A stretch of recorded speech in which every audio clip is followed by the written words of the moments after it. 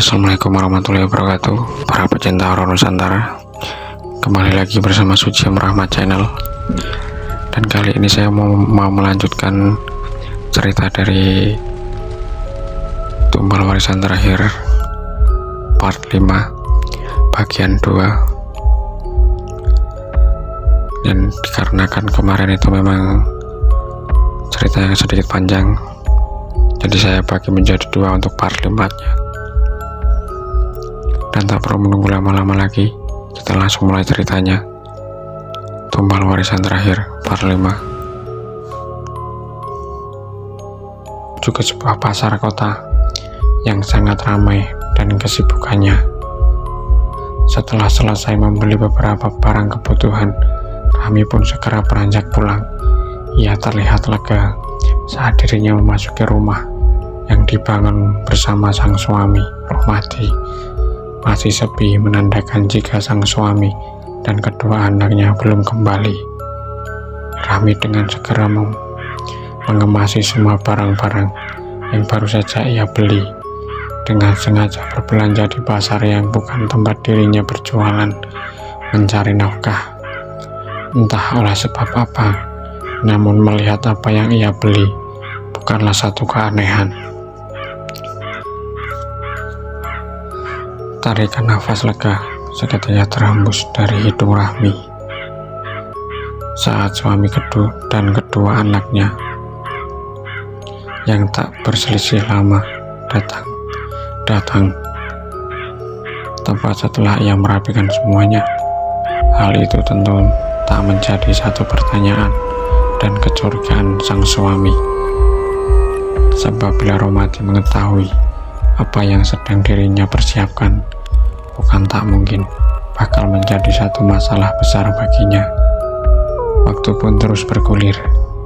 Paparan cahaya panas dari sang surya mulai meredup, menjadi tanda bahwa hari beranggak senja, membuat hilir mudik para kaula muda di desa Kerajaan Samaran mulai meramaikan jalanan. Sudah tak mengherankan satu kebiasaan di desa itu antara muda dan para orang tua berbanding balik. Jika waktu senja para orang tua berangkat ke sawah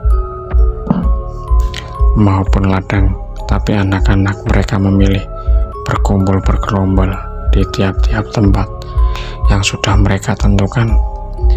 Berbeda dengan hal yang dilakukan Rahmi sore itu. Ia yang baru saja menyelesaikan kewajiban sebagai seorang ibu rumah tangga terlihat berkemas. Tanpa menunggu Rohmadi dan kedua anaknya yang biasa berada di madrasah saat sore, Rahmi segera bergegas pergi. Rahmi lagi-lagi menyusuri jalanan sepi yang ia lewati siang tadi. Namun kali ini ia terlihat berbeda, mulai dari wajah hingga laju kendaraannya, seperti tergesa dan berburu dengan waktu. Hingga tak beberapa lama, akhirnya Rahmi sampai di tempat yang ia tuju, tempat yang sangat dirinya cintai, tempat yang sudah memberikan dirinya banyak hal, tempat di mana bakal mengawali dari rangkaian kengerian dan kesedihan yang terlahir dari masa sakit hati, hingga harus menjadikan rumah prabon peninggalan orang tuanya sebagai neraka tersembunyi. Srek, langkah Rahmi saat kakinya mulai menapaki halaman perumput tipis. Wajahnya datar, matanya menyorot penuh keberanian.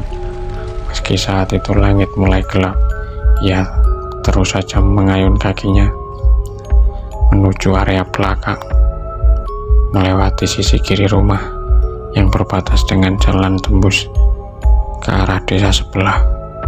Rahmi baru menghentikan langkah ketika kakinya tepat berdiri di ambang pintu belakang. Ia tahu, sangat hafal, jika hanya pintu belakang yang bisa ia lewati untuk bisa masuk ke dalam rumah. Dan tak lama hal itu pun terbukti saat dengan mudahnya ia membuka daun pintu kayu yang sudah terlihat kusam, hening dan gelap. suasana di dalam rumah yang hampir 5 tahun tak berpenghuni setelah Ibu Rahmi meninggal membuat kesan seram dalam rumah itu. Sangat ketara di kala waktu malam. Namun hal itu tidak berlaku bagi Rahmi.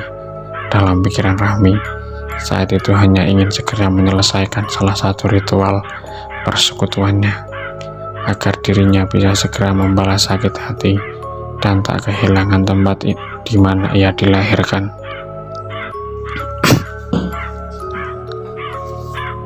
Setapak demi setapak melangkah menyusuri melewati ruang demi ruang gelap tanpa cahaya. Ia begitu gesit dan sangat mengenal di setiap sudut hingga memudahkan untuk sampai di salah satu ruangan sedikit lebar yang menjadi tujuannya. Di tempat itu Rahmi mulai mengeluarkan bungkusan yang ia tenteng sendiri sedari rumah. Ia memeriksa satu persatu, meraba guna memastikan. Sebentar Rahmi menghidupkan 3 buah lilin yang ia bawa, menjadikan ruangan seperti sebuah kamar sedikit terang. Ia kemudian duduk bersila menghadap satu cawan berukuran sedang dan sebuah tungku. Kepulan asap seketika menyebar, berasal dari 7 buah dupa yang baru saja ia bakar dan ia letakkan di dalam tungku. Tak lama bau menyengat aroma dupa itu berbaur dengan wangi bunga 3 warna yang Rahmi serak di atas cawan. Rahmi sejenak menunduk, memejamkan mata, seraya bergumam lirih membaca bait-bait kalimat yang diajarkan Mbah Sali. Gemuruh deru angin menjadi sebuah tanda, juga menjadi akhir bibir Rahmi melafadzkan untayan kata bermakna sebuah mantra.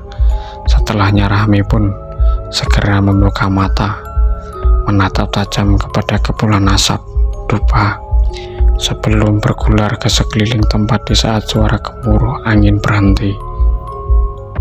Mata Rahmi mendapati beberapa sosok telah berada di ruangan itu. Ia sebentar terperanjat, kaget melihat apa yang telah ia lakukan mampu mengundang makhluk-makhluk menakutkan yang selama ini belum pernah dirinya lihat secara langsung. Ada sedikit kengerian dalam hati Rahmi ketika ia mengalihkan pandangannya ke arah sudut kanan ruangan bercahaya lilin itu, di mana ia melihat 3 sosok berwajah hancur mengelupas berdiri di tengah dan tengah menatapnya dengan tajam. Perasaan ngeri itu bukan karena Rahmi takut dengan bentuk mereka, melainkan dengan wajah-wajah mereka yang seperti tak asing dan sangat dirinya kenal.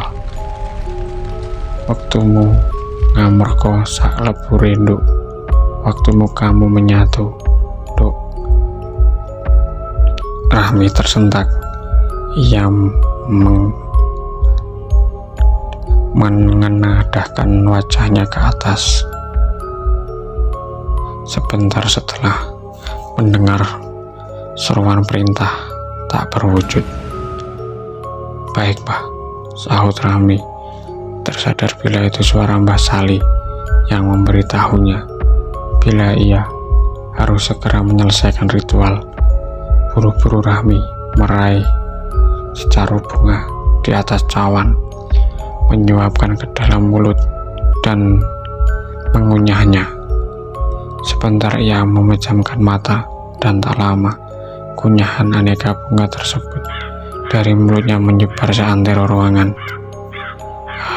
Hal itu langsung membuat suasana lagi-lagi bergemuruh, bermunculkan hawa panas serta aroma anyir menyengat. Menyambut kemunculan sosok wanita bergaun putih panjang lusuh dengan juntayan rambut acak-acakan yang tepat bersimpuh di hadapan Rahmi sambil melototkan kedua bola matanya. Setelah ritual malam itu, kehidupan Rahmi kembali seperti semula. Ia juga telah mulai kepada profesi biasanya sebagai seorang pedagang. Seperti halnya pagi itu, Tepat hari ketika Rahmi telah bersiap dengan barang dagangan bertumpuk di keranjang belakang motornya, ia pun segera berangkat mengais rezeki setelah berpamitan dengan Rohmati serta dua anaknya. Suasana pedesaan yang masih sedikit gelap dan berhawa dingin tak menghalangi niat Rahmi untuk menembusnya. Setibanya ia di pasar antar desa, Rahmi melihat suasana sudah begitu ramai. Ia pun segera menggelar dagangannya di lapak yang sudah dirinya huni bertahun-tahun dan sempat ia tutup selama 3 hari. Hari itu adalah hari pertama Rahmi berjualan setelah ia melakukan persekutuan genda. Dengan dimulai dari saat matahari menyembul, keanehan dirasakan Rahmi. Semakin lama, keanehan itu membuat Rahmi riang. Pasalnya hari-hari ia berjualan biasanya akan sampai pada waktu siang untuk mendapatkan untung. Bahkan terkadang harus menjual barang dagangannya sedemikian murah agar bisa laku, supaya minimal bisa mengembalikan modal. Tapi pagi itu dirinya tak butuh waktu berjam-jam untuk bisa menjual habis barang dagangannya.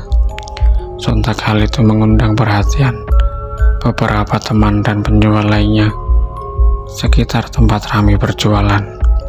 Ada sebagian yang menganggap hal itu hanya kebetulan nasib baik Rahmi, tapi tak sedikit mulai menaruh rasa curiga, rasa heran juga tak luput dari benak Rohmati, dirinya yang belum sempat berangkat ke tempat mengajar, namun sudah mendapati sang istri telah pulang dengan keranjang kosong.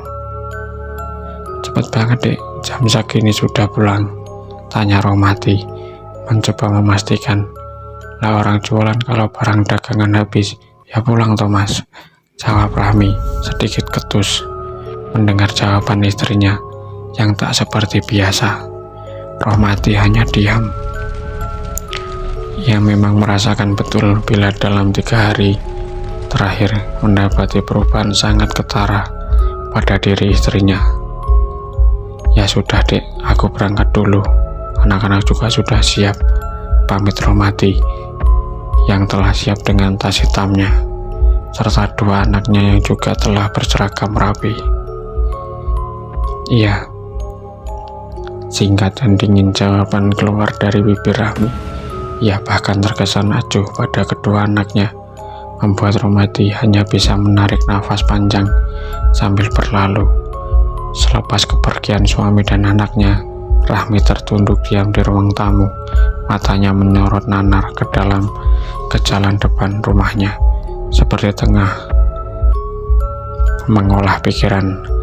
Hal itu berlangsung hingga beberapa puluh menit lamanya, dan baru tercairkan saat sebuah motor penumpang 2 lelaki berhenti di halaman rumahnya. "Bu Rahmi, maaf pagi-pagi mengganggu. Tadinya kami mencari ibu di pasar, tapi kata pedagang sebelah ibu Rahmi sudah pulang, makanya kami langsung ke sini," ucap salah satu lelaki setelah mengucap salam dan berbahasa basi sebentar. "Ya sudah, iya saya juga baru pulang. Kalau boleh tahu, ada apa Pak Bekel mencari saya? Jika menyangkut urusan rumah Prabon, sudah bukan lagi urusan saya," jawab Rahmi sedikit sinis. "Benar Bu, tapi ini selaku pihak yang akan membeli ingin bertemu dahulu," ujar Pak Mirat atau biasa dipanggil Pak Bekel. Mendengar hal itu, Rahmi langsung mengalihkan pandangan pada seorang laki-laki yang duduk di samping Pak Bekel. "Apa Pak Sukir yang mau membeli rumah itu?"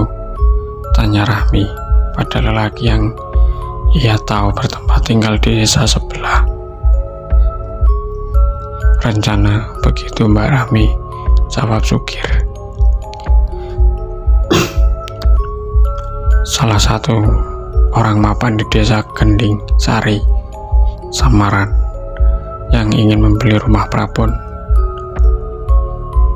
Ia pun kemudian menjawab panjang lebar alasan membeli rumah tujuannya datang menemui Rahmi.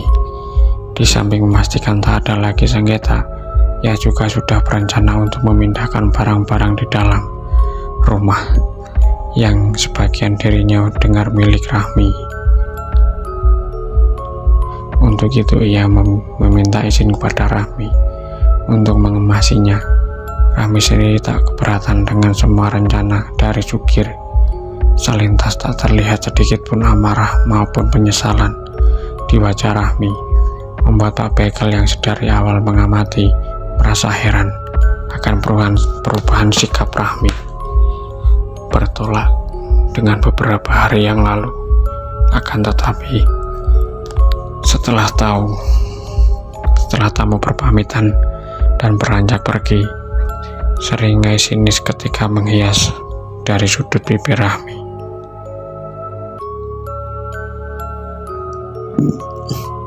Menjelang sore, suasana sedikit riuh. Tak biasa terlihat di rumah Prabon, peninggalan orang tua Rahmi. Beberapa lelaki berpakaian rapi tampak berdiri, sembari memperhatikan tiap-tiap sudut bangunan dengan wajah serius. Terkadang salah satu dari lelaki itu berteriak, mengarahkan 4 orang berpakaian kotor yang keluar masuk rumah, seraya membawa barang-barang dari dalam. Hal itu berlangsung cukup lama dan sempat menarik perhatian warga yang kebetulan melintas depan rumah itu. Para warga beranggapan bila status rumah itu telah aman dari sengketa dan sudah berpindah tangan. Namun tanpa mereka tahu, tanpa mereka sadari, jika sore itu adalah lonceng pertama sebuah tragedi kematian. Oh iya Pak Broto, tadi pagi saya sama Pak Wirat sudah menemui Mbak Rahmi dan sudah setuju jika barang-barang miliknya saya kemasi. Jadi bila barang-barang milik Bapak sudah tak ada lagi, saya minta tolong pada pekerja Bapak buat sekalian mengemas barang milik Mbak Rahmi, ucap seorang lelaki berkemeja polos pada lelaki berkumis tebal Broto. Tentu silahkan Pak Sukir, tapi kalau tak salah barang-barang milik Rahmi cuma ada di 1 kamar saja, itu pun tak banyak, sahut Broto pada Sukir. Selesai berucap, Broto kemudian mengajak Sukir masuk dengan ditemani Pak Wirat. Ketiganya kemudian berjalan menuju satu ruangan berpintu kayu motif bagian tengah. Tak lama Broto memanggil 2 anak buahnya untuk membuka pintu guna memeriksa isi dalamnya. Satu keanehan seketika dirasa Broto saat dengan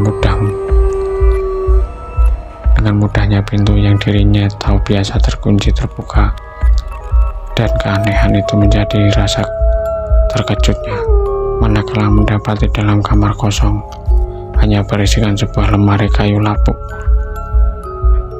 Kenapa Pak kok sepertinya bingung? Tanya Pak Wirat, seperti mengetahui kekagetan Broto. Nggak apa-apa Pak, Pak Bekel cuma heran barang-barang Rahmi kok sudah tidak ada, padahal kunci rumah ini dan semua yang ada di dalamnya tak pernah aku sentuh atau mengambilnya, jawab Broto masih dengan kening berkerut. Sudahlah, nanti akan saya tanyakan pada Rahmi, sambung Broto yang tak ingin larut dalam rasa herannya. Broto akhirnya mengajak Sukir dan Pak Wirat keluar dari kamar. Sebelum itu ia memerintahkan kedua anak buahnya untuk tetap mengeluarkan lemari lapuk yang menjadi satu-satunya barang milik Rahmi di dalam kamar itu. Ketiganya melangkah keluar, berniat untuk melanjutkan kesepakatan yang baru tercapai secara lisan. Akan tetapi baru saja langkah ketiganya mencapai lantai teras, satu jeritan melonglong mengejutkan mereka. Buru-buru mereka serentak membalikan badan dan segera menghampiri sumber suara yang ternyata berasal dari kamar tempat 2 orang yang ingin memindahkan lemari milik Rahmi. Seketika wajah Broto, Pak Wirat, Sugir berubah panik memucat. Menyaksikan genangan darah di lantai yang berasal dari kepala dan tubuh salah satu pekerja Broto. "Ada apa, Pak Sar? Kenapa Angga?" seru Broto penuh kepanikan pada salah satu pekerjanya yang dirinya perintahkan untuk memindahkan lemari. "Nggak tahu, Pak. Tadi dia terpeleset dan jatuh. Saya kira nggak apa-apa, tapi kok malah seperti ini keadaannya," jawaban Abah Broto. Kepanikan langsung menyelimuti seluruh orang yang ada di tempat itu. 3 orang pekerja dibantu Pak Bekel segera mengangkat tubuh bersimbah darah milik salah satu pekerja Broto, segera membawanya keluar. Namun hal itu telah terlambat, sebab tubuh lelaki 35-an sudah tak lagi bernyawa. Sontak saja kejadian itu menggemparkan warga sekitar. Mereka yang melihat langsung mayat Angga, pekerja Broto, seolah tak percaya dengan penyebabnya, apalagi meneliknya matanya yang melotot seperti ketakutan, membuat asumsi orang-orang pun beragam. Suasana sedikit tenang setelah mayat Angga dibawa untuk diserahkan kepada keluarganya. Terlihat hanya beberapa orang yang masih tertinggal di rumah itu, salah satunya Pak Wirat. Ia menerima tugas dari Broto untuk menemani 3 pekerjanya yang akan membersihkan kondisi rumah, termasuk darah Angga. Hari semakin gelap, azan maghrib telah selesai berkumandang, menandakan waktu siap berganti warna dengan alam yang juga berubah cuaca. Menyadari hal itu, Pak Wirat segera menyuruh 3 orang pekerja yang masih terlihat sedih bercampur takut untuk menyelesaikan perintah Broto. Kemudian ketiganya masuk dengan bermodalkan lampu petromak dan senter di kepala. Saat tiba di kamar tempat meninggalnya Angga beberapa jam lalu, hawa aneh langsung dirasakan Pak Wirat dan ketiga orang pekerja yang masih berbaju kotor. Mereka terdiam, membisu dan hanyut dalam pikiran masing-masing. Merasai keanehan dalam kamar, terutama pada lantai yang akan mereka bersihkan, sangat jelas di mata keempat. Saat itu, terbantu dari cahaya lampu dan senter, tak ada lagi genangan darah yang mengotori. Yang ada hanya bekas tepak-tepak kaki tak beraturan. "Pak," seru salah satu dari ketiga pekerja pada Pak Wirat, seakan menegaskan keadaan. Pak Wirat sendiri hanya berbalik dan menatap ketiga pekerja tanpa berkata apa-apa. Ia yang juga melihat hal itu mulai tersusupi rasa takut. "Sudah, kita tinggalkan saja," ajak Pak Wirat akhirnya. Setelah berpikir sejenak, mereka akhirnya berjalan meninggalkan rumah itu dengan perasaan bercampur antara bingung, sedih, juga rasa takut. Namun dari keempatnya, hanya Pak Wirat yang merasakan keanehan hingga menimbulkan kecurigaan atas semua rentetan kejadian di rumah Prapon itu. Rasa duka mendalam benar-benar dirasakan keluarga Angga malam itu. Setelah prosesi pemakaman jenazahnya, seperti biasa, warga sekitar berduyun-duyun untuk ikut mendoakan, tak terkecuali Rohmati yang dianggap salah satu orang yang mengerti tentang agama. Dari mulai awal, terjeda sebentar acara doa hingga akhir. Sebagian orang masih membicarakan ihwal kematian Angga yang dianggap sedikit aneh. Akan tetapi, semua itu hanyalah sebatas perbincangan tanpa ada kebenarannya. Hal itu sedikit mengganjal dalam pikiran Rodian oleh sebab kematian Angga yang dianggap aneh tepat di dalam kamar bekas Rahmi dan dirinya sewaktu masih hidup bersama kedua orang tua Rahmi atau pada masa roh Rahmi baru melahirkan Rosid. Rohmadi terus saja memikirkan kejadian itu, hingga saat dirinya pulang bersama beberapa tetangganya, ia terlihat banyak diam saat mereka membicarakan sembari berjalan beriringan. Tak lama setelah mereka, beberapa tetangganya telah sampai di rumah masing-masing. Rohmadi mempercepat langkah untuk segera sampai di rumahnya. Ia bertujuan untuk menanyakan perihal kejadian itu pada Rahmi, yang ia anggap tahu, sebab saat kejadian Rohmadi menduga Rahmi ada di rumah Prapon yang telah diambil alih oleh Broto kakaknya. Namun baru saja ia menginjak halaman rumahnya, mendadak langkah Rohmadi terhenti. Sejenak ia berdiri mematung, menatap lurus ke arah sudut kiri rumahnya. Tepat sebuah bayangan berkelebat tertangkap bola matanya. Rohmadi akhirnya memutuskan untuk menghampiri, berjalan menapaki halaman berpasir dan perasaan tegang. Tapi saat tiba di sudut tempat, matanya melihat sekelebat bayangan. Rohmadi tak menemukan apa-apa. Yang ada hanya rimbunan bunga pagar,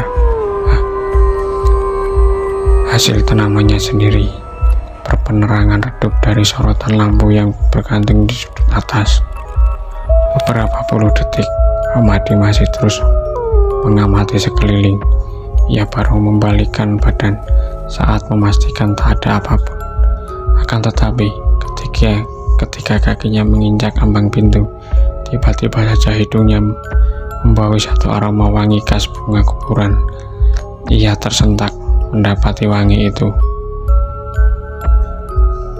semakin pekat, seperti bersumber dari dekat. Rohmadi kemudian mencoba mencari sumber wewangian yang sangat dikenalnya itu, menuntunnya untuk mengikuti hingga tanpa sadar kembali menyusuri sisi kiri rumahnya. Rohmadi baru tersadar dan seketika terkejut, matanya menangkap sesuatu terseret di tanah tempat di ujung belakang bangunan rumahnya. Wajah Rohmadi pun spontan memucat saat mengetahui jika sesuatu yang terseret itu adalah untayan rambut hitam memanjang. Meski tersupi rasa takut, Rohmadi mencoba mencari ujung dari rambut berbau wangi bunga kamboja itu. Dalam hati tak terhenti-henti Rohmadi berdoa, sebab dirinya yakin jika sang pemilik rambut bukanlah manusia. Rohmadi terus mengikuti suara gemeresek yang ditimbulkan juntayan rambut hitam menyapu tanah. Sampai beberapa langkah kemudian, tertiba untayan rambut itu berhenti, membuat Rohmadi seketika ikut menghentikan langkahnya.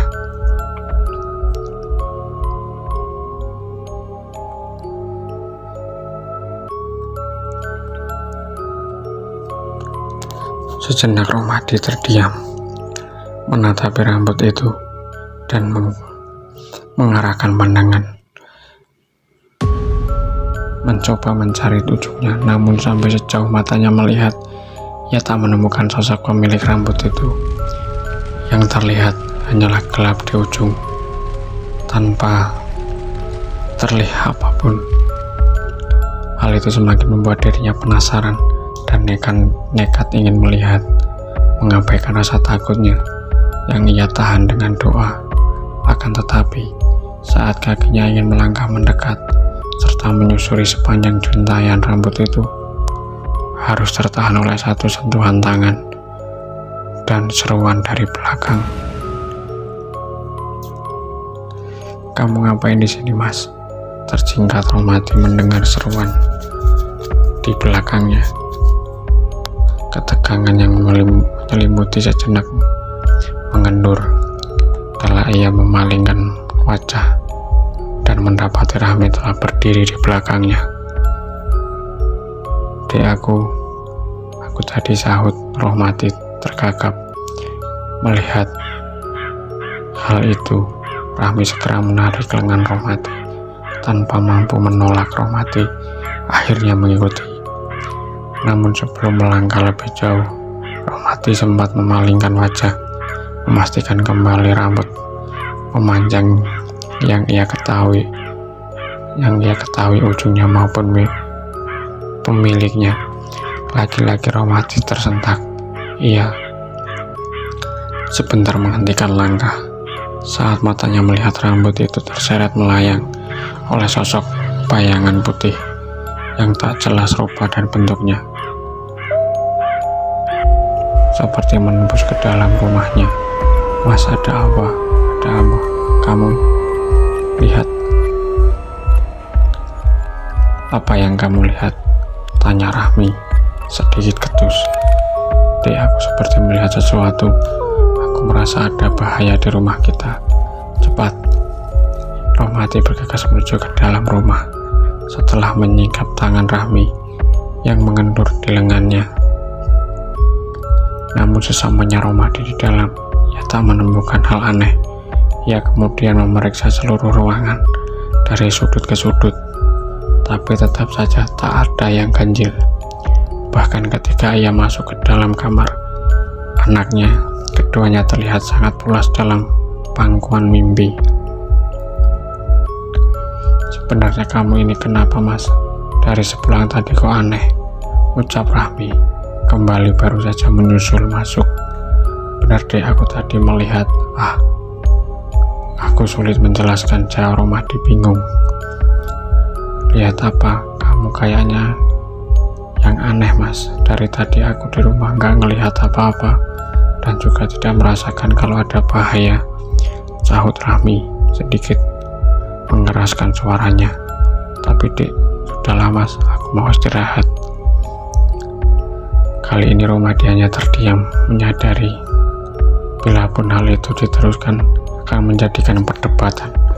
Meski dalam hatinya masih begitu yakin dengan apa yang baru saja ia lihat, Rohmadi akhirnya memutuskan untuk menyusul istrinya beristirahat. Di dalam kamar, berbaring di sisi Rahmi yang seperti sudah terlelap membelakangi. Hal itu memunculkan gemuruh rasa sesak di dada Rohmadi, sebab dalam beberapa hari ini ia melihat sikap Rahmi sangat jauh dari sebelumnya. Rahmi yang sekarang di mata Rohmadi sangat acuh, tidak peduli dengan seolah menganggap dirinya tak ada. Bukan saja pada dirinya, melainkan juga pada kedua anaknya. Pikiran Rohmadi semakin lama semakin terhanyut dalam keresahan, membuat lelah tanpa berujung, hingga tanpa terasa matanya perlahan terkantuk. Dingin dan lembab tiba-tiba dirasakan menyapu kulit Rohmadi. Ia yang kembali membuka mata setelah entah beberapa menit, jam terlelap, berniat untuk membungkus tubuhnya dengan selimut. Sesaat, tangan Rohmadi yang ingin menarik selimut terhenti. Ia terbangun, tertegun sebentar sembari memejamkan telinganya yang baru saja tersusupi lamat-lamat suara gamelan dari arah belakang rumah. Suara itu semakin lama dirasa Rohmadi semakin jelas, membuatnya seketika bangkit dan beranjak dari ranjang. Rasa tak percaya Rohmadi akhirnya menuntun kakinya melangkah mencari sumber suara. Perlahan ia menyusuri lorong dalam rumah yang mengarah dari belakang. Sampainya ia di ruang dapur, Rohmadi terhenti. Matanya mengedar menatapi tiap letak longgar. Namun hanya tumpukan serta deretan alat-alat dapur yang tertangkap mata netranya. Sekilas rasa ragu menyembul dari wajah Rohmadi. Ia beranggapan bila suara itu hanya halusinasinya kala tertidur. Tapi tak lama, suara gamelan kenong itu kembali mengalun masuk ke dalam gendang telinga, membuatnya spontan terkejut, kaget, dan sempat menyurutkan kakinya 2 langkah ke belakang. Kalimat istighfar langsung meluncur dari bibir Rohmadi, menutupi rasa takutnya.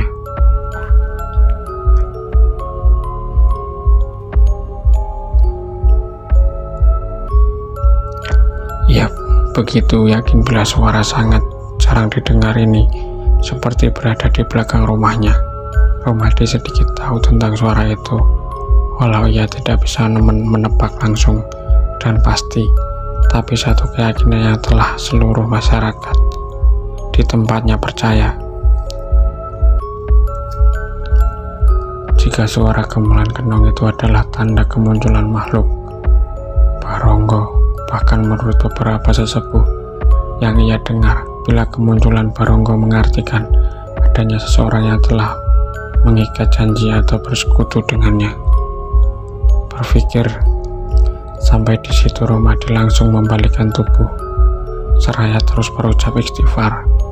Ia sebentar melihat ke dalam kamar anaknya, memastikan keduanya yang masih terlelap, kemudian buru-buru masuk ke dalam kamar. Tapi saat ia sampai di bibir ranjang, satu hal kembali mengejutkan dirinya. "Dek," kalimat khas panggilan seketika meluncur saat matanya melihat sosok Rahmi terbaring di sisi kiri ranjang. Rasa cemas langsung menyeruak dalam batin Romadi. Ia khawatir jika istrinya ikut mendengar suara gemelan kenong yang masih samar terdengar, sebab ia tahu bila makhluk Baronggo sangat menyukai wanita telah bersuami. Romadi akhirnya memutuskan untuk mencari keberadaan Rahmi. Ia berjalan ke arah depan namun kosong, kemudian kembali menuju ke belakang tempat sumber suara itu berada.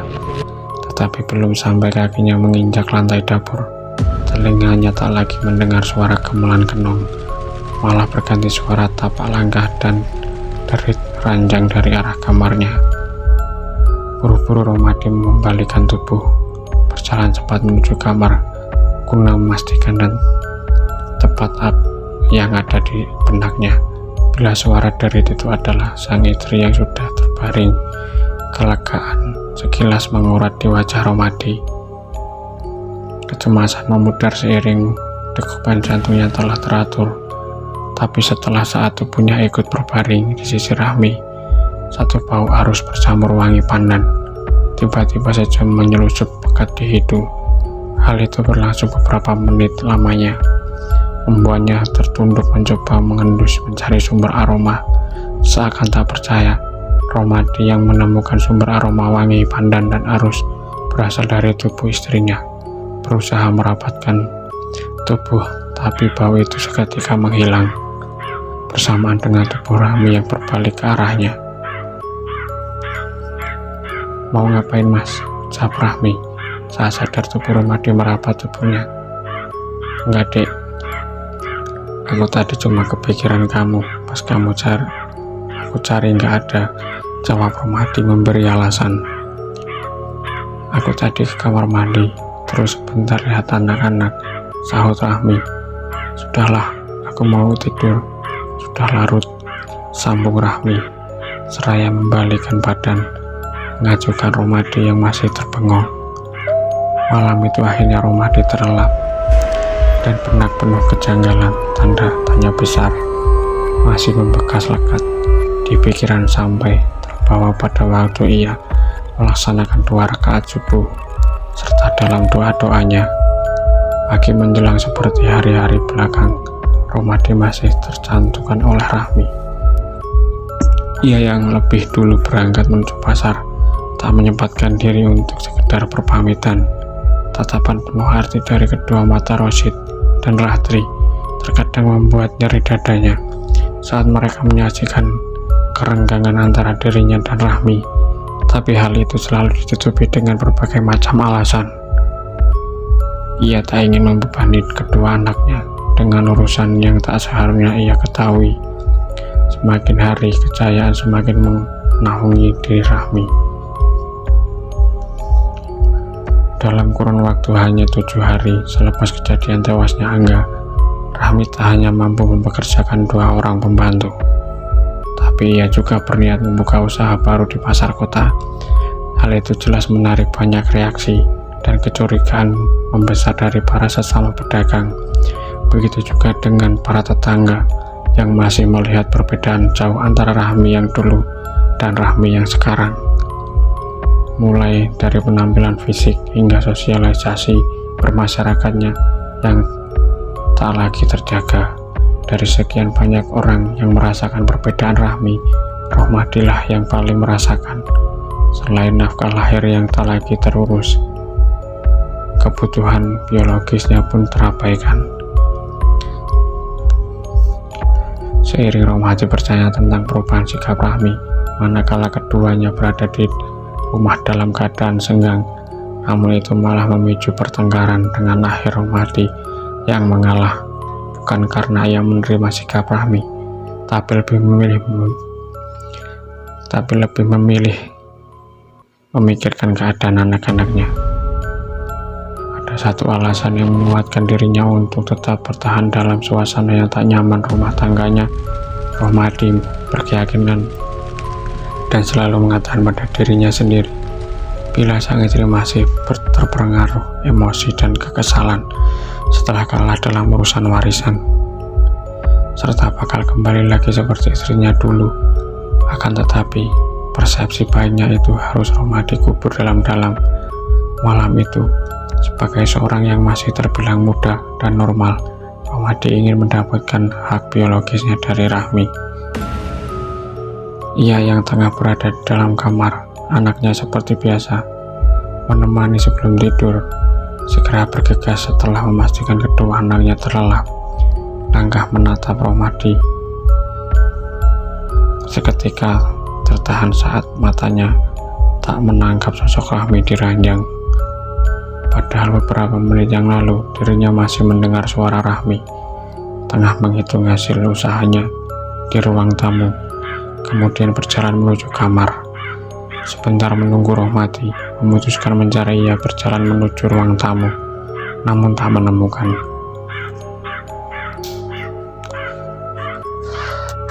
Langkah Rohmadi akhirnya mengarah ke belakang, berharap menemukan rahmi di tempat itu. Akan tetapi, baru satu langkah kaki Rohmadi menapak di lantai dapur, seketika tubuhnya terasa dingin.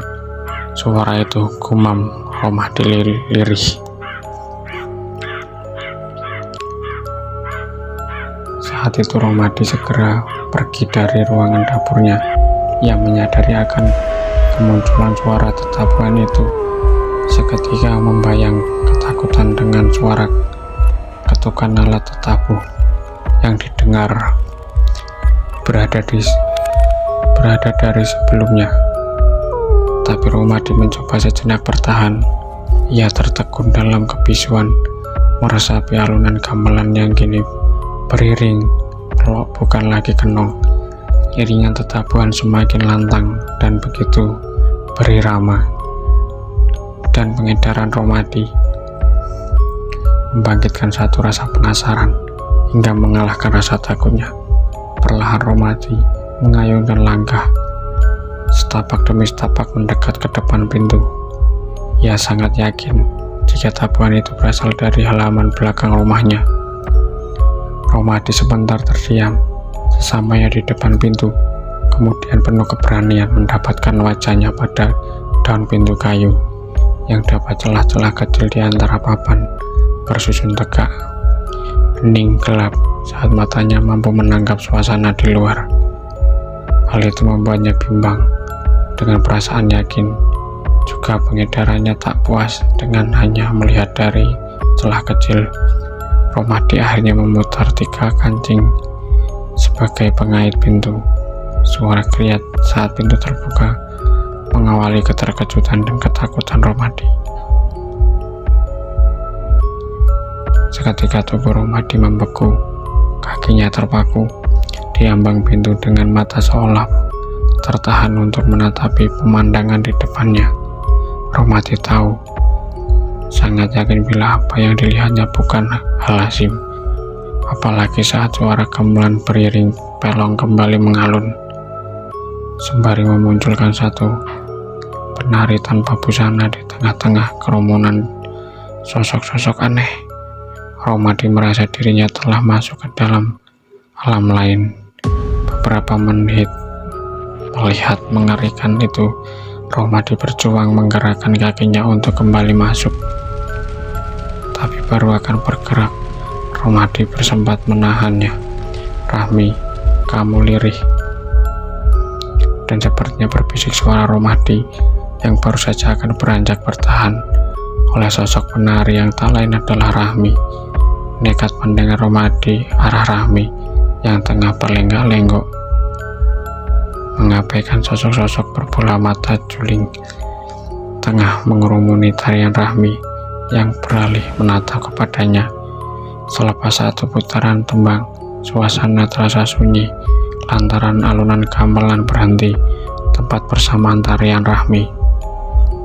Romadi kemudian melihat Rahmi melanjutkan menjatuhkan diri, bersimpuh di hadapan satu sosok bermata merah, nyalang dan bertanduk.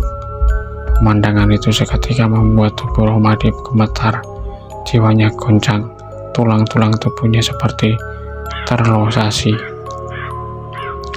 Melihat sang istri ternyata telah bersekutu dengan iblis, gemat tawa dari sosok di hadapan Rahmi sekali lagi menggetarkan jiwa Romadi. Ia tersungkur mundur sambil berusaha menjauh dari sebelum tubuhnya berangsur masuk ke dalam rumah. Mata Romadi terakhir sempat terlihat tubuh polos sang istri dipikul oleh sosok wanita dan laki-laki berkulit pucat pasi menuju sebuah tandu berhias untayan manik-manik berkilau, di mana di tempat asing itu juga mata Romadi menangkap sosok makhluk yang selama ini ia tahu dari ciri-cirinya, Barongo.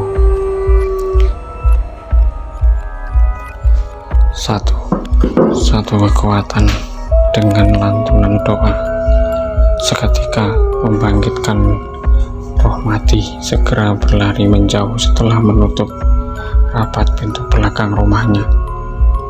Rasa tercekam membuatnya Romadi langsung pembaringan tubuh, berlindung di balik selimut. Di samping rasa takut, kemarahan menusuk-menusuk ke dalam relung hatinya, membuat menangis menyesali dengan apa yang sudah ia lihat. Lelehan air mata dan keringat Romadi sejenak terhenti oleh satu sentuhan lembut menusuk dari selimutnya. Perlahan sentuhan itu, satu kekuatan seperti menarik tubuhnya. Romadi berpaling terlentang, menatap sosok Rahmi yang telah berada di depan, duduk di sisi ranjang. Letupan amarah seketika menguap dari sorot bola mata Romadi. Saat jari-jari Rahmi menyusur dan mengusap wajahnya, bersama senyuman mengembang, aroma wangi dan arus juga tak luput tercium pekat dari hidung Romadi, dari tubuh sang istri. Mas, maafkan aku, ini hanya salukan demi anak-anak kita.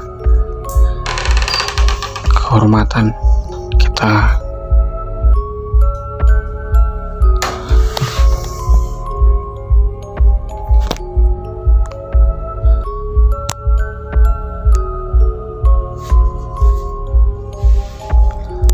Aku ingin kelak Rosid dan Ratri seperti kita, tak seperti kita, dihina dan direndahkan. Untuk itu aku melakukan semua ini agar aku bisa membalas sampai pada keturun-keturunannya. Pelan namun terdengar tegas ucapan Rahmi di telinga Romadi. Mendengarkannya, amarah Romadi semakin memuncah. Namun hal aneh seketika terjadi pada seluruh tubuhnya. Mata Romadi melotot, mengerang berat, seakan ingin berteriak keras, tapi seperti tertahan oleh kerongkongan. Bukan hanya itu, tubuh Romadi seakan lumpuh, lemas, tak berotot, dan tak sedikit pun mampu untuk digerakkan. Menyaksikan itu, bukannya merasa iba, Rahmi justru tersenyum serayam, mengusap kembali tangannya ke seluruh tubuh Romadi. Mas, ku minta kamu rela berkorban. Aku akan tetap merawatmu sampai tiba waktunya, ucap Rahmi pelan sambil mengusap lembut darah dan nanah yang tiba saja keluar dari bagian vital Romadi. Pagi menjelang, akibat aktivitas sedikit berbeda terjadi di rumah Rahmi. Ia yang biasa hanya mengurus barang dagangan, kali ini tersibukkan kebutuhan dua anaknya. Meski ada persitan rasa senang dari wajah dua bocah lugu itu, namun dari pancaran kedua matanya menyeret rasa tak nyaman. Pasalnya, sedari bangun tak melihat sosok Romadi yang biasanya menemani mereka. "Ibu, Bapak kemana?" tanya Rosid yang sudah tak bisa membendung rasa penasarannya.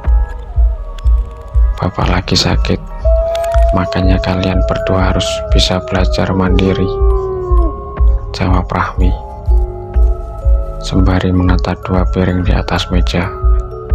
"Sakit kenapa, Bu?" sahut Rosid kembali. "Sakit kepala sama badannya menggigil." "Sudah, cepat makan, nanti ibu yang antar ke sekolah," suruh Rahmi pada dua anaknya. Rosid hanya terdiam, sedangkan Ratri menunduk seperti menyimpan sesuatu di balik kerumunan wajahnya. Suap demi suap dilalui bocah tanpa keceriaan. Beberapa menit kemudian, keduanya bergegas melangkah ke depan, yang ternyata telah ditunggu sang ibu. Sepulang mengantar Rosid dan Ratri, Rahmi menyempatkan diri memutar arah pulang, melewati jalan yang sedikit jauh. Hingga tiba di persimpangan, ia berhenti sejenak, menatap sinis ke arah rumah peninggalan orang tuanya yang telah menelan satu nyawa. Selang beberapa saat, Rahmi pun melanjutkan perjalanan menuju sepelan sang mentari yang sudah muncul sempurna, siap menebar sengatan ke bumi. Wajah Rahmi sedikit menciut kala ia tinggal beberapa meter dari rumahnya. Matanya melihat sosok lelaki berperut buncit dengan setelan batik berdiri di halaman. "Ada apa, Kang? Pagi-pagi sudah kesini?" sapa Rahmi setelah ia sampai dan baru mematikan motornya. "Oh, kebetulan ada kamu, Rahmi. Aku kira kamu di pasar," sahut lelaki berkumis yang tak lain adalah Broto. Rahmi tak menyahut. Ia yang baru turun dari motornya segera melangkah dan membuka pintu. Namun belum sempat bibirnya berucap guna mempersilahkan masuk, sang kakak Broto terlebih dahulu menolak. "Aku kesini hanya sebentar, hanya ingin tahu kabarmu sekeluarga. Dan satu lagi, aku mau kamu membantuku untuk menjual rumah itu. Mungkin kamu sudah mendengar kejadian kemarin yang sempat membuat heboh, sampai akhirnya rumah itu gagal terjual.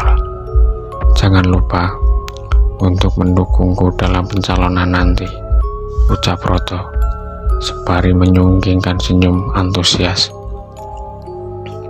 Rahmi terdiam, matanya menatap lurus pada wajah sombong kakaknya. Ia tahu, bahkan menangkap ada sesuatu tersembunyi dari ucapan Broto. Tapi sampai Broto berlalu dari hadapannya, melangkah menuju mobil hitam yang terparkir di sisi jalan depan rumahnya. Mulut Rahmi terkunci. Ia tak menyahuti permintaan Broto, namun dalam hati salutan api amarah seketika berkorbar, tercermin dari sunggihan seringai tipis di sudut bibir, bersamaan sorot tajam dua bola matanya. Kilatan bersambung guntur bergemuruh menandai cuaca sore. Tak lama, awan hitam yang saling kejar-kejaran akhirnya berkumpul di langit berat, mengawali suasana gelap dan tumpahnya air bening yang membasahi bumi. Seketika hawa dingin menyelimuti, menyapu kulit setiap penduduk desa, tak terkecuali tubuh lemah Rohmati. Lamanya curahan hujan deras meninggalkan kesejukan menusuk, beriring gemericik tetesan air dari atap genting rumahnya. Setelah mereda, dirinya yang baru saja mengawali satu penderitaan mencoba bertahan dalam gigil kedinginan. Matanya mengedar, mencari dan berharap kemunculan istrinya agar bisa membantu menutupi tubuhnya dengan selembar selimut. Akan tetapi, sampai beberapa lama tak ada siapapun yang muncul untuk membantu. Rohmati saat itu juga ingin melihat kedua anaknya. Sedari pagi hingga malam ia tak melihatnya, bahkan tak mendengar suara mereka. Hal itu mengundang kekhawatiran dalam benak. Tapi memikirkan keadaannya sendiri, ia hanya mampu menangis dalam hati seraya mengutuk Rahmi. Entah berapa menit, jam, ia terhanyut dalam kesedihan, sampai akhirnya terbuyarkan oleh satu suara langkah membangkitkan harapan. Terlepas dari hawa dingin, bola mata Rohmati seketika bergeser ke samping, melirik ke pintu setelah memastikan jika langkah kaki yang terdengar menuju ke kamarnya. Tak berapa lama, dari pintu terbuka mengawali mata Rohmati melihat sosok wanita masuk yang tak lain adalah Rahmi. Sapaan aroma wangi kemboja sejenak menyengat penciuman Rohmati ketika lenggokan tubuh istrinya mendekat, membuat jantungnya berdegup kencang, menahan amarah bercampur takut. Lembut terpancar dari tatapan Rahmi, tapi sangat mengerikan dirasa oleh Rohmati. Apalagi semenit kemudian ketika juluran jari-jari tangan kiri Rahmi menyentuh, mengelus pelan kening dan wajahnya. Ketakutan Rohmati seolah meletup. "Malam ini akan kumulai, Mas. Kamu tenang saja, pengorbananmu tak akan sia-sia," bisik Rahmi pelan di telinga kiri Rohmati. Hawa dingin yang tadinya dirasa menyusup sampai ke tulang-tulang oleh Rohmati seketika berubah. Kini perlahan dan sedikit demi sedikit buliran bening keluar dari pori-pori kulitnya, menandakan jika suasana dirinya telah berganti panas setelah mendengar kalimat yang sangat dimengerti olehnya. Rahmi sendiri setelah berbisik membalikkan tubuhnya dan melangkah keluar. Sebentar kemudian ia kembali seraya membawa sebuah bejana berbentuk tampir berisi penuh perlengkapan sesaji. Rahmi duduk bersimpuh, meletakkan sesaji di sudut kamar sebelah kiri dan menata beberapa batang dupa yang ia letakkan di tengah-tengah untayan bunga 3 warna. Selembar kain putih kemudian Rahmi hemparkan hingga menutupi sebagian sesaji. Sebelum satu persatu batang dupa ia bakar, kemeluk kepulan asap dupa lantas memenuhi ruangan kamar, membuat Rohmati yang sejenak awak melihat dengan melirik semua yang dikerjakan Rahmi. Merasakan dadanya sedikit sesak oleh harum dupa yang sebenarnya ia tak suka. Kembali Rahmi berdiri setelah berhasil membakar seluruh dupa. Berjalan perlahan mendekati lemari di sebelah ranjang tempat Rohmati berbaring. Satu pemandangan aneh memunculkan ketakutan tersendiri dalam jiwa Rohmati. Manakala ia melihat Rahmi menanggalkan satu persatu pakaiannya, hingga sampai Rahmi tak lagi tertutup sehelai benang, Rohmadi mendadak merasakan satu terpaan angin panas membalur sekujur tubuh.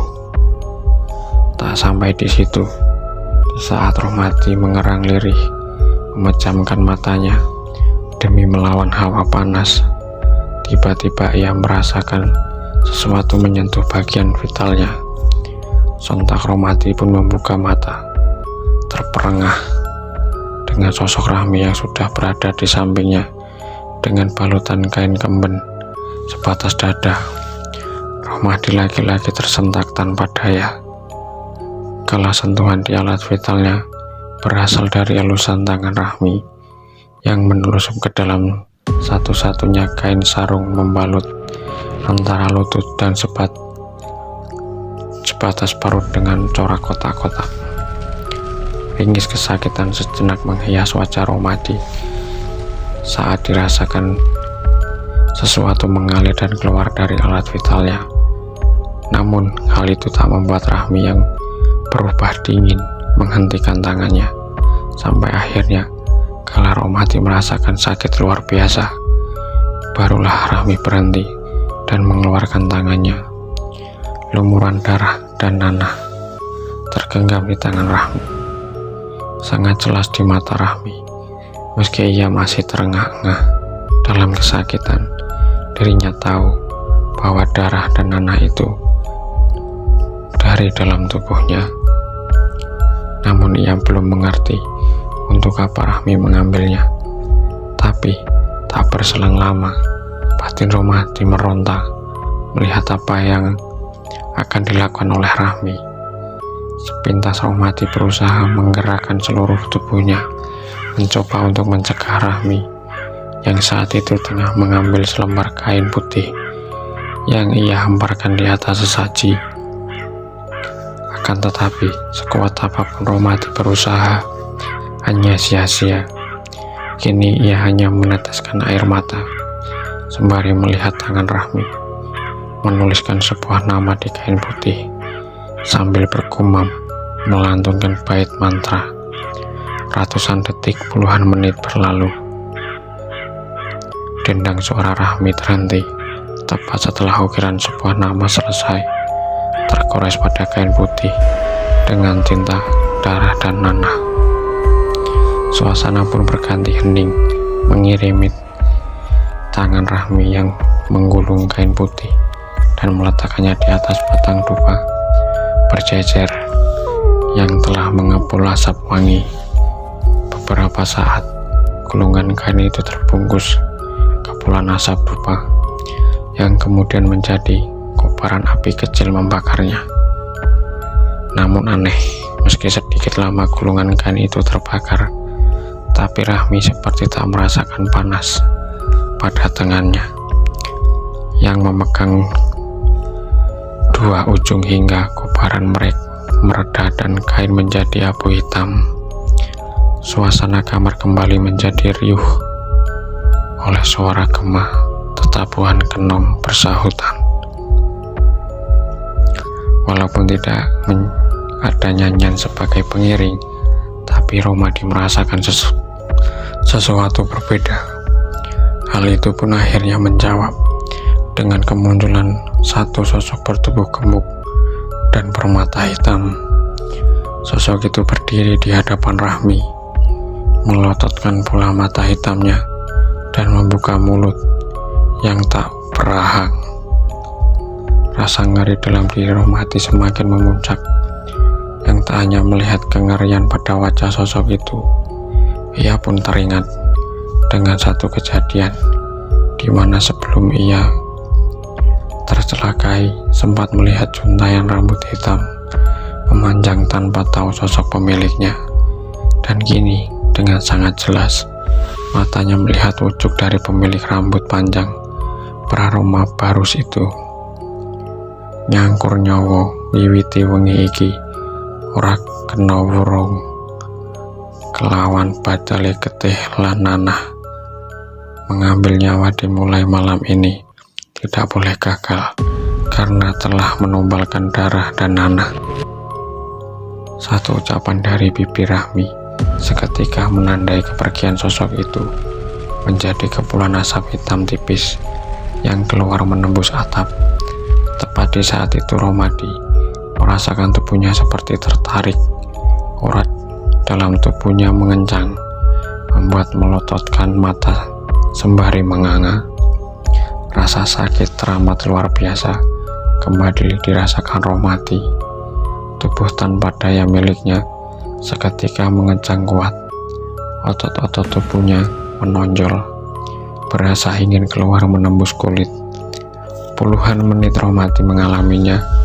Napasnya tersengal, geramannya tertahan di tenggorokan, sebelum akhirnya satu hentakan bagai sebuah sangatan listrik menjalari hingga mengangkat sedikit tubuhnya, dan sebentar kembali terhempas. Romadi benar-benar meruntuk, namun lagi-lagi hanya lelehan air mata yang bisa mewakili. Sesaat setelah mengalami hal luar biasa itu, atau tepat di sela-sela dengusan nafas tak teraturnya, tiba-tiba telinga Romadi berdengung hebat.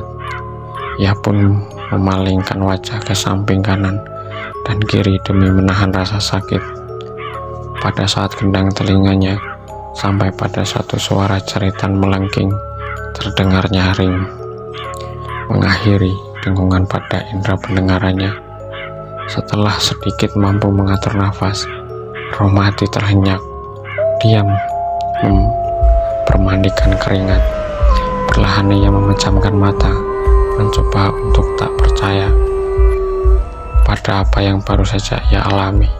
Tapi hal itu gagal, sebab kini bukan lagi jeritan menyayat dari suara wanita yang entah milik siapa menghias telinganya, melainkan tawa ngigik dari sebelah tempatnya berbaring, yang tak lain adalah tawa Rahmi. Terima kasih mas, maafkan aku bila ini membuatmu kesakitan, tapi ini kulakukan demi harga diri keluarga kita, demi anak-anak kelak, supaya tak ada lagi yang berani merendahkan. Tak mampu menyahut, hanya lelehan air mata yang deras dari Romadi saat ucapan Rahmi membisik di telinga kirinya. Ia kemudian perlahan memalingkan kepalanya, memberanikan diri menatap wajah Rahmi yang telah berada di tepian ranjang sisi kiri, putih dan begitu dingin. Saat itu wajah Rahmi tampak di mata Romadi seperti menggambarkan satu kebengisan terkandung di dalamnya, membuat Romadi tak mampu berlama-lama melihat. Selang beberapa saat, Romadi memaksa matanya terpejam. Ia ingin melupakan rasa sakit, kengerian yang baru saja dialami. Doa-doa terus ia lantunkan, meski dalam hati berharap ia mampu dan mendapat pertolongan dari Sang Pencipta. Semakin lama Romadi semakin terlelap. Oke teman-teman, sampai di sini dulu untuk cerita warisan tumbal terakhir part 5 bagian 2-nya, juga bagian terakhir dari part 5, dikarenakan kemarin itu memang ceritanya agak panjang, jadi saya bagi menjadi 2. Oke, jangan lupa untuk tekan tombol subscribe, like, serta share. Terima kasih. Wassalamualaikum warahmatullahi wabarakatuh.